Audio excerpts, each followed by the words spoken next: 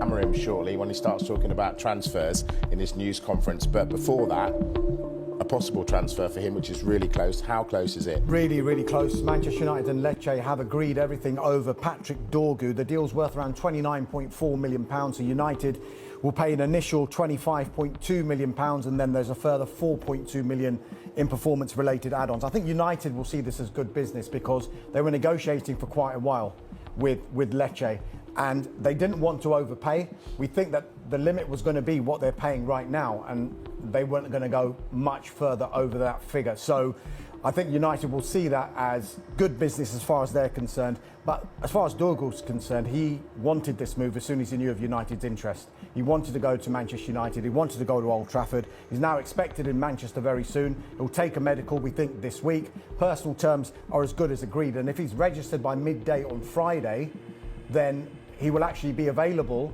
to play for Manchester United against Crystal Palace on Sunday at Old Trafford, if selected, of course. So Ruben Amorim close to completing his first signing as Manchester United's head coach in what has been a real problematic position for him, that left wing-back area. Ashley, what about Amorim? Do you admire him for sticking to his principles, or should he have tweaked things just to get United through this rough patch? No, I think that I credit him for it. He's got a system and a style of play. He doesn't have the players. He knows that.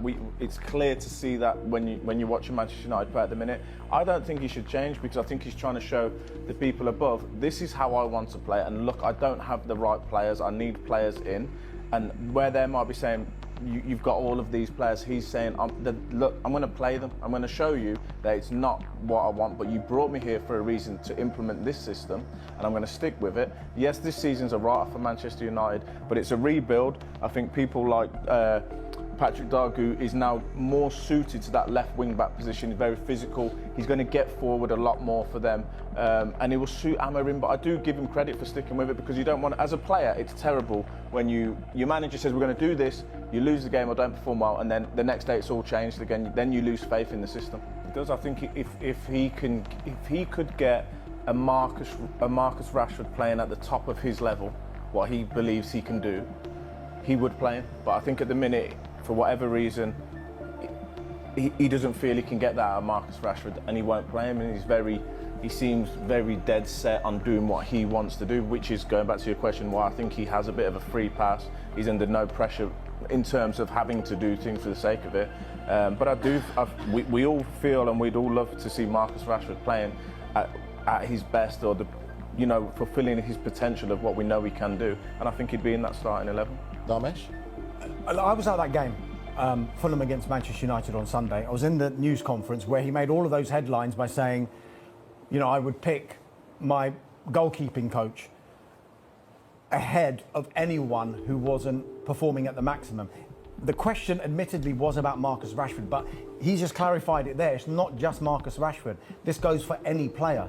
So if Marcus Rashford starts performing to his maximum in training, which Ruben Amorim doesn't feel he is, and gives his all, then he will be back in the frame for the first team squad for Manchester United. As far as Marcus Rashford is concerned, I'm told he's training hard and he's very, very focused. But as it stands, we've got 5 days to go in this transfer window. Time's running out for him to actually get a move away from Manchester United. His preference is to go to Barcelona, but there's so many financial considerations for any kind of move for Marcus Rashford in this window. If you look at Barcelona, they would have to create salary space to even contemplate going for Marcus Rashford. And then you have to look at, does Marcus Rashford then have to relax his salary demands to facilitate a move? Do Manchester United then have to up their portion of how much they'd pay in wages for Marcus Rashford to help facilitate a move? All of these things would have to come together for Marcus Rashford to get a move away from Manchester United in this window. It is clear it would be best for all parties at this stage